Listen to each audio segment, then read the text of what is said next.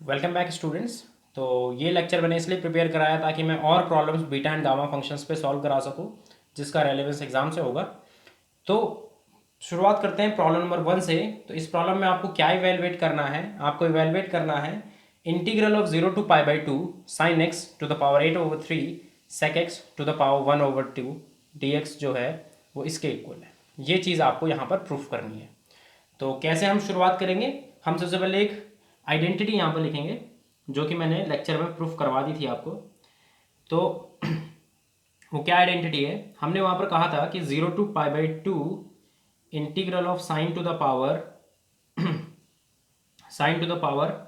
mx cos to the power nx dx। इसका हमने एक फिक्स इंटीग्रल लिख लिया था, तो उसको आप एक बार रिमाइंड कर लीजिए अपने दिमाग में।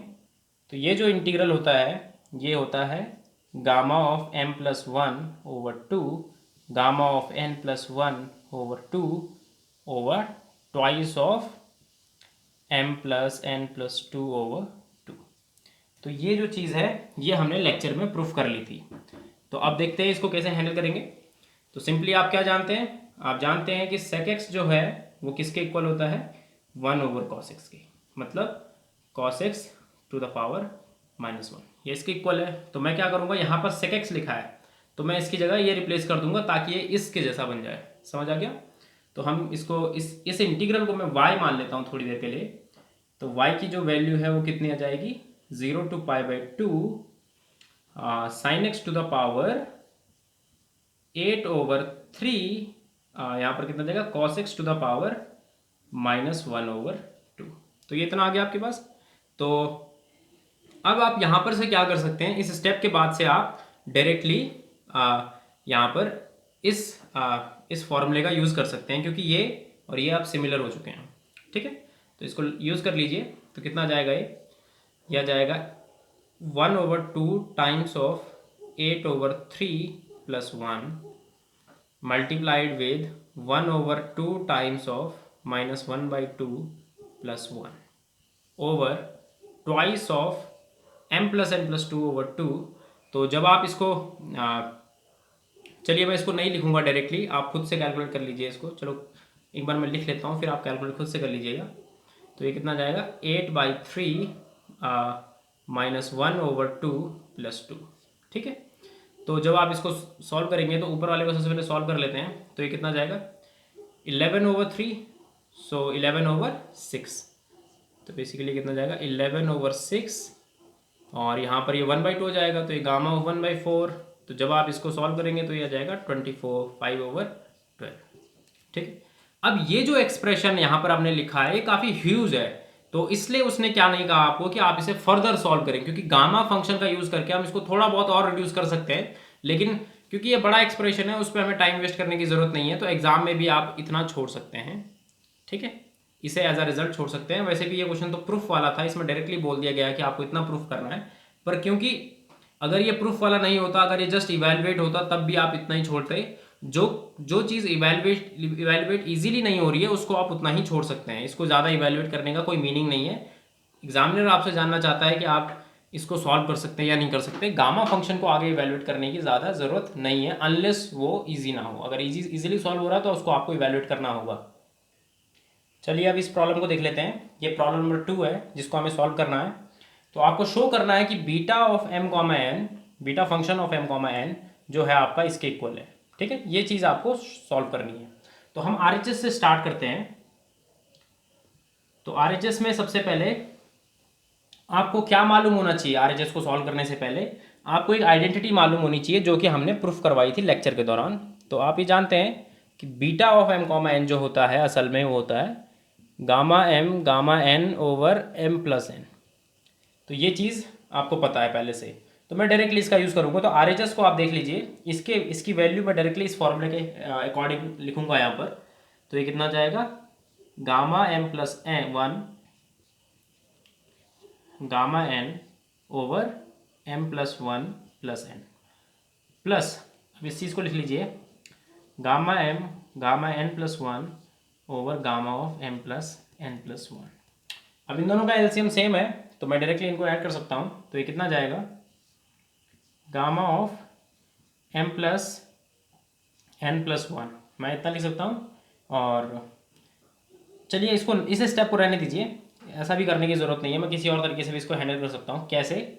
मैं सबसे पहले यूज़ करूँगा इस फॉर्मूले का, गामा एन जो होता है वो होता है n-1 times of gamma n-1। ये चीज़ हम जानते हैं पहले से, तो मैं उसका यूज़ पहले इसमें कर लेता हूँ, तब मैं एलसीएम वगैरह का देखूंगा बाद में। तो m+1 को मैं क्या लिख सकता हूँ, m times of gamma m, यहाँ पर गामा n आ जाएगा। अब देख लीजिए कि ये जो चीज़ लिखी है इसको मैं फिर से इस फॉर्मूले की हेल्प से सॉल्व कर सकता हूँ। तो ये कितना आ जाएगा, n-1, आपका n इस बार कितना है, इतना बड़ा n है आपके पास, तो कितना जाएगा m+n+1-1, तो वो 1 से 1 कट जाएगा, तो ये सिर्फ इतना ही आपके पास बचेगा। समझ आ रही है मेरी बात? तो ये इतना आ गया। सिमिलरली ये भी सेम हो जाएगा, तो ये कितना जाएगा m+n, इस फॉर्मूले की हेल्प से गामा m+n। ठीक है, ये चीज़ इतनी आ गई। ऊपर कितना जाएगा, गामा m, और यहाँ पर आ जाएगा n times of gamma n। ये प्रोडक्ट में इस समय सारे के सारे। तो जब आप इनको एक साथ लिखेंगे तो बेसिकली आप क्या कॉमन ले सकते हैं, आप गामा n कॉमन ले सकते हैं, गामा n कॉमन ले सकते हैं, डिनोमिनेटर आप कॉमन ले सकते हैं। तो अंदर कितना बचेगा आपके पास, अंदर बचेगा आपके पास m बचेगा यहाँ से, और यहाँ से भी कितना बचेगा, चलिए मैं क्या करता हूँ, यहाँ से m बचेगा, यहाँ से n बचेगा, इतना बचेगा आपके पास। तो ये कितना हो गया, ये इससे कैंसिल आउट हो गया। तो फाइनली आपके पास कितना आ गया, gamma m gamma n over gamma m+n। तो अब इस फॉर्मूले का यूज़ करके आप इसे क्या लिख सकते हैं, आप इसको लिख सकते हैं b ऑफ m, तो इस तरीके से आपके पास क्या आ गया, LHS आ गया। ठीक है, इस तरीके से हम इसको क्या कर सकते हैं, सॉल्व कर सकते हैं। तो अब हम देखते हैं प्रॉब्लम नंबर 3। तो ये आपके पास प्रॉब्लम नंबर 3 है। आपको क्या करना है, इस इंटीग्रल को एक्चुअली में इवेलुएट करना है। तो कैसे हम देखेंगे इस चीज़ को, सबसे पहला स्टेप क्या होगा हमारा, इसको सॉल्व करने से पहले इसको थोड़ा सा मैं रिड्यूस करूंगा। तो मैं यहाँ पर से क्या करूँगा, एलसीएम ब्रेक करूँगा।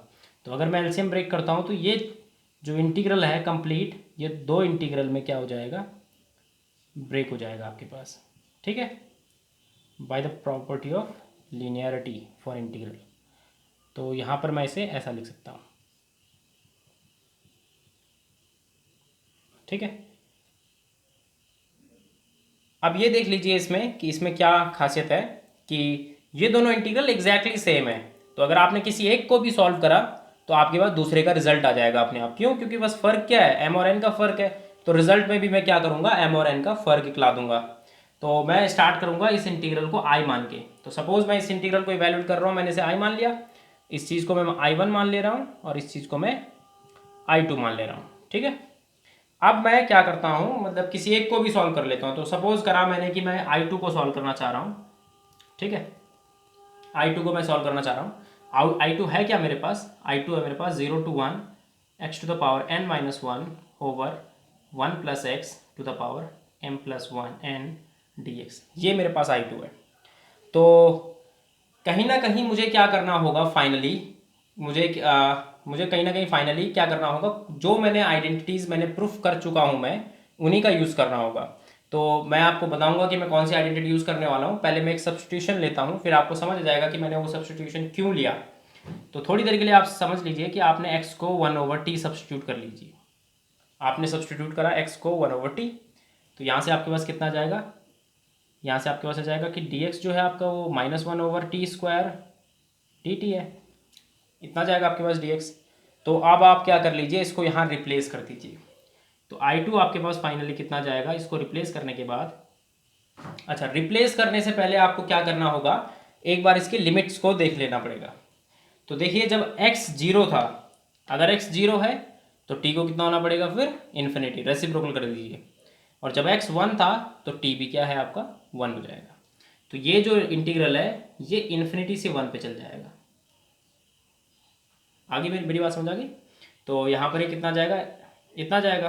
अब मैं ये रिप्लेस कर देता हूँ यहाँ पर, तो ये कितना जाएगा 1/t to the power n-1, यहाँ पर आ जाएगा -1/t² dt। ठीक है, नीचे कितना जाएगा 1 + 1/t, इसको ढंग से लिख लेता हूँ, 1/t to the power m+n, इतना आपके पास आ जाएगा। तो अगर आप इसको सिंप्लीफाई करेंगे तो ये कितना जाएगा, थोड़ा सा सिंप्लीफाई आप खुद से कर लीजिएगा, ठीक है, थोड़ा सा आप सिंप्लीफाई कर लीजिएगा तो आपका आ जाएगा t⁻m+1 ओवर 1 प्लस t⁻m+n, और लिमिट भी इंटरचेंज हो जाएगी क्योंकि माइनस सिंबल था। अच्छा चलिए पहले मैं इसको इतना ही लिख देता हूँ, ये आपके पास इतना आ जाएगा, ठीक है। इसको बस आप सिंप्लीफाई कर दीजिएगा, खुद से भी हो जाएगा आपसे सिंप्लीफाई, कोई इतनी बड़ी बात नहीं है। तो जब आप इसको सिंप्लीफाई करेंगे तो ये इतना आ जाएगा। अब क्योंकि माइनस सिंबल है तो मैं क्या करूँगा, लिमिट्स को इंटरचेंज कर दूंगा और जो माइनस साइन है वहाँ पर से उसे रिमूव कर दूंगा, तो ये आपके पास इतना आ जाएगा, ठीक है। अब ये तो आप डायरेक्टली जानते हैं, देखो कितना ये सब्स्टिट्यूशन कितना इंपॉर्टेंट था, क्योंकि इसको आपने क्लास में, मैंने जब मैं लेक्चर दे रहा था तो मैंने उस समय आपको ये एक्सरसाइज दी थी और मैंने इसका आंसर भी आपको लिख दिया था कि इस फॉर्मूले का रिजल्ट कितना होगा, ये जो इंटीग्रल है इसका आंसर कितना आता है। तो अगर आपने वो एक्सरसाइज सॉल्व करी है, उसका तो सॉल्यूशन मैं यहाँ पर नहीं बताऊंगा, आप उसे एज अ रिजल्ट यूज़ कर सकते हैं इस क्वेश्चन में। तो अगर आपने वो एक्सरसाइज सॉल्व करी है तो आपको इसका आंसर मालूम होगा। तो इसका आंसर कितना आता है एक्चुअली में, ये जो लिखा है इसका आंसर आता है आपके पास,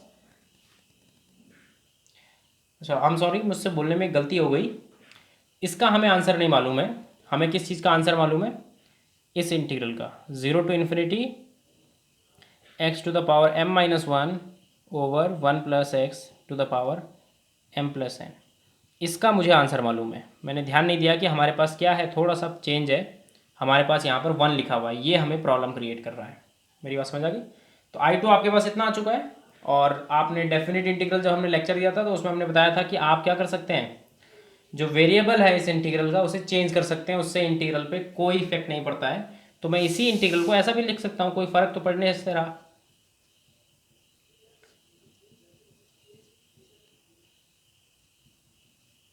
ठीक है। ये जो डेफिनेट इंटीग्रल है उसकी फर्स्ट प्रॉपर्टी से हमने, जब हमने डिस्कस करा था उस लेक्चर को, तो ये फर्स्ट प्रॉपर्टी थी उसकी, ठीक है। अब मैं क्या कर सकता हूँ, थोड़ा सा चेंज था, मैंने जो बोला वो गलत बोल दिया था, ये इंटीग्रल यहाँ पर 0 है और यहाँ पर 1 है, तो हम डायरेक्टली आंसर नहीं लिख सकते, ठीक है। तो आप क्या कर लीजिए, इस I2 इंटीग्रल को वापस से यहाँ पर रख लीजिए, तो कितना जाएगा आपके पास, I फाइनली आपके पास आ जाएगा 0 to 1 x⁻m−1 over 1 + x⁻m+n plus 1 to ∞ x⁻, यहाँ पर कितना है, okay this is a problem. अच्छा मैंने यहाँ पर एक चीज़ और गलत लिखी हुई, यहाँ पर माइनस आएगा, जब आप इसको कैलकुलेट करेंगे तो ये माइनस आएगा, ठीक है, ये मैंने गलती से लिख दिया यहाँ पर, तो ये माइनस आएगा एक्चुअली में, तो सॉरी फॉर दैट। तो यहाँ पर ये माइनस बना जाएगा, तो यहाँ पर ये कितना आएगा, x⁻, इसकी वैल्यू आपने निकाली थी, ठीक है। तो यहाँ पर कितना जाएगा, m−1 ओवर 1 + x⁻m+1। अब आप देख लीजिए ये क्या लिखा हुआ है, a to b, b to c। तो by using the property of definite integral आप क्या लिख सकते हैं इसको, 0 to ∞ x⁻m−1 ओवर 1 + x⁻m+n, ठीक है। यहाँ तक पहुँच गए। अब आप इस फॉर्मूले का अब आप इस्तेमाल कर सकते हैं, तो ये कितना जाएगा, b ऑफ m, n, तो जो कि होता है इतना, आप एज आंसर लिख सकते हैं, इसका आंसर जानते हैं, तो ये इतना होता है, ठीक है। अब हम डिस्कस कर लेते हैं प्रॉब्लम नंबर 4 को। तो प्रॉब्लम नंबर 4 एक्चुअली में क्या पूछ रही है आपसे, so it is saying that integral of 0 to 1 x⁻m−1 1 - x⁻n−1 is equal to 1/2 times of b of m/2, n। तो ये चीज़ आपसे पूछी जा रही है। तो मैं LHS को लेके चलता हूँ सबसे पहले। तो जब हम बीटा फंक्शन पढ़ रहे थे तो उसमें हमें ये इंटीग्रल मालूम था, पर प्रॉब्लम क्या है, यहाँ पर x² है, वहाँ पर x होता था। तो इसका मतलब सब्स्टिट्यूशन की किस चीज़ को ज़रूरत है, इस x² को यहाँ पर किस चीज़ की ज़रूरत है, एक सब्स्टिट्यूशन की ज़रूरत है। तो मैं क्या सब्स्टिट्यूशन लूँगा, x² को मैं थोड़ी देर के लिए z सब्स्टिट्यूट कर लूँगा। अगर मैं x² को z सब्स्टिट्यूट कर रहा हूँ तो यहाँ से मेरे पास x की वैल्यू कितने जाएगी, √z, और यहाँ से dx कितना जाएगा फिर 1/2 √z dz, ये इतना जाएगा आपके पास। अब आप ये सारी की सारी वैल्यूज़ वापस इसमें पुट कर दीजिए, तो कितना जाएगा आपके पास यहाँ पर। अच्छा लिमिट्स का थोड़ा सा ध्यान रखना होगा। तो जब आपके पास x 0 था तो आपके पास z कितना आ गया, 0 आ गया। जब आपके पास x 1 था तो z आपके पास 1 आ गया अगेन। तो यहाँ पर कितना आएगा, इसका मतलब क्या हो गया, इसका मतलब ये हो गया कि लिमिट्स में यहाँ पर कोई भी चेंज नहीं है। तो यहाँ पर ये कितना जाएगा, z to the power m-1/2, ये इतना जाएगा आपके पास। और यहाँ पर आ जाएगा n-1 और dx की जगह आपको लिखना होगा 2√z dz। तो इतना फाइनली आपके पास ये इंटीग्रल आ गया। अब आप इसको इसके साथ कंबाइन कर लीजिए, इसकी पावर को, इसकी पावर है 1/2, तो इसके साथ आप कंबाइन करेंगे तो आपको फाइनली ये चीज़ कितनी मिल जाएगी, 1/2 टाइम्स ऑफ, यहाँ पर कितना जाएगा आपके पास 0 to 1 z to the power m/2 -1 1 - z to the power n-1 dz। ये आपके पास इतना जाएगा। ठीक है, तो ये सब्स्टिट्यूशन लेके हम यहाँ तक पहुँच गए फाइनली। अब देख लीजिए ये एक्चुअली में है क्या, ये तो बीटा फंक्शन है। तो बीटा फंक्शन की हम डायरेक्टली वैल्यू लिख सकते हैं कितनी, b ऑफ m/2 n। तो ये क्वेश्चन बहुत ही आसान है, बस जस्ट एक सिंपल सा आपने एक सब्स्टिट्यूशन लिया, x² को आपने बस z पुट करा, तो उस वजह से क्या हो गया, यहाँ पर ये इतना आ गया।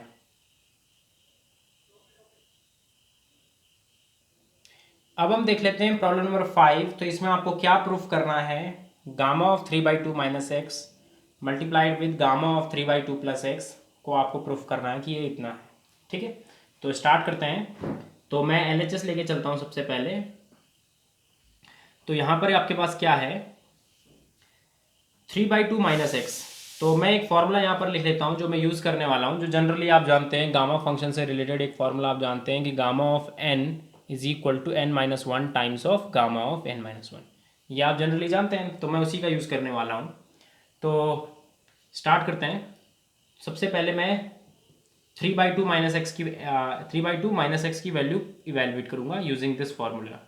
तो जब आप इस फार्मूले को अप्लाई करेंगे तो आपको मिलेगा कि 3/2 - x जो है वो कितना हो जाएगा, सॉरी यहाँ पर आ जाएगा 3/2 - x - 1 मल्टीप्लाइड विद 3/2 - x - 1, ये इतना जाएगा।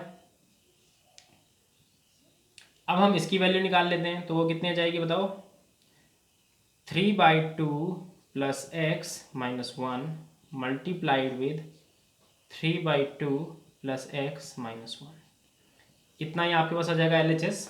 ठीक है, तो अगर आप देखेंगे 3/2 - 1 कितना होता है, 3/2 - 1 होता है 1/2 - x multiplied with 1/2 - x multiplied with 1/2 + x multiplied with 1/2 + x। ठीक है, तो यहाँ तक आप पहुँच गए। अब a - b × a + b का आप फॉर्मूला जानते हैं, वो कितना होता है, a² - b², ये फॉर्मूला होता है। तो इसको आप जब इसके साथ प्रोडक्ट करेंगे तो आपके पास कितना जाएगा, 1/4 - x² multiplied with 1/2 - x 1/2 + x। ठीक है, अब हमने एक और रिलेशन प्रूफ करा था जिसकी हमें यहाँ पर नीड है। तो वो रिलेशन क्या था, n of gamma n 1 - n। ठीक है, यहाँ पर n-1 नहीं 1 - n था। तो n ऑफ गामा 1 - n जो होता है वो होता है π/sin ऑफ n पाई। ये आप जानते हैं, ये हमने रिलेशन पहले ही प्रूफ कर चुका है, ये दो रिलेशन। ठीक है, इनका मैं इस्तेमाल करने वाला हूँ। अब देखो यहाँ पर क्या लिखा हुआ है, इसको आप ध्यान से देखें। अगर आप थोड़ी देर के लिए इसे कितना कंसीडर कर लें, n कंसीडर कर लें इस चीज़ को यहाँ पर, अच्छा यहाँ पर गामा n भी है, वो लिखना मैं भूल गया।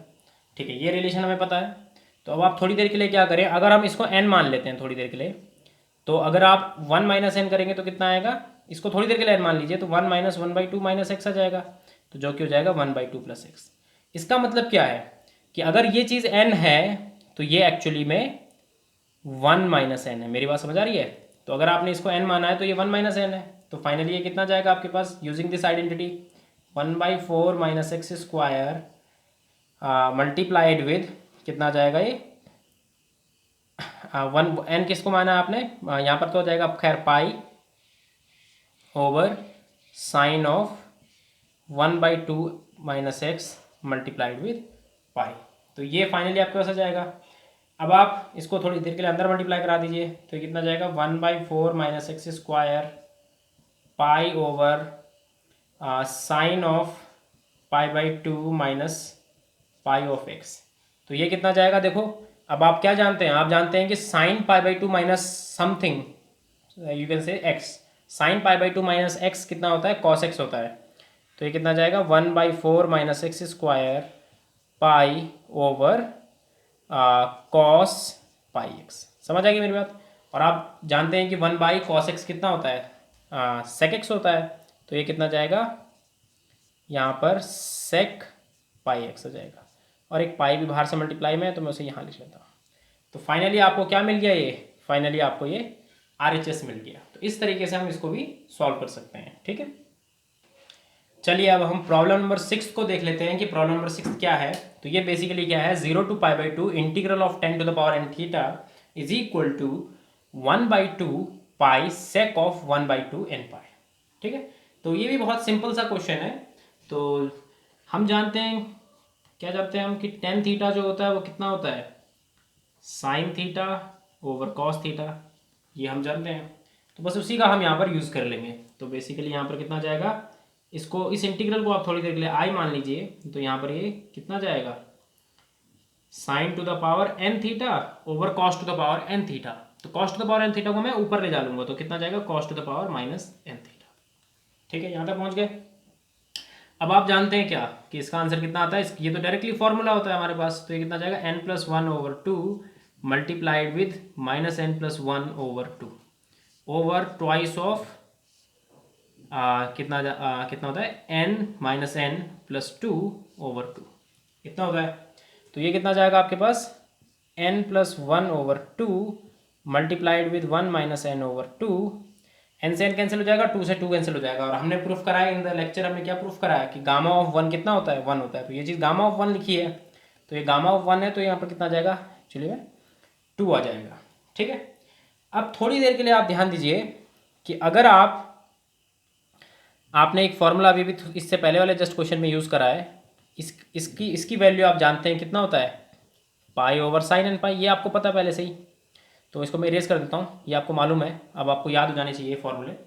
तो अगर मैं क्या कर लूँ, थोड़ी देर के लिए इस पूरी क्वांटिटी को n मान लूँ, इस क्वांटिटी को n मान लिया, तो आप 1 - n एक बार कैलकुलेट करके लिए देख लीजिए। तो कितना आएगा 1 - n, 1 - n/2। तो ये बेसिकली कितना जाएगा 2 - 1 + n/2। तो ये आ जाएगा 1 + n/2। इसका क्या मतलब बैठ गया कि अगर आपने इसको n माना है तो ये जो क्वांटिटी आपके पास है ये 1 - n है, कितनी है 1 - n।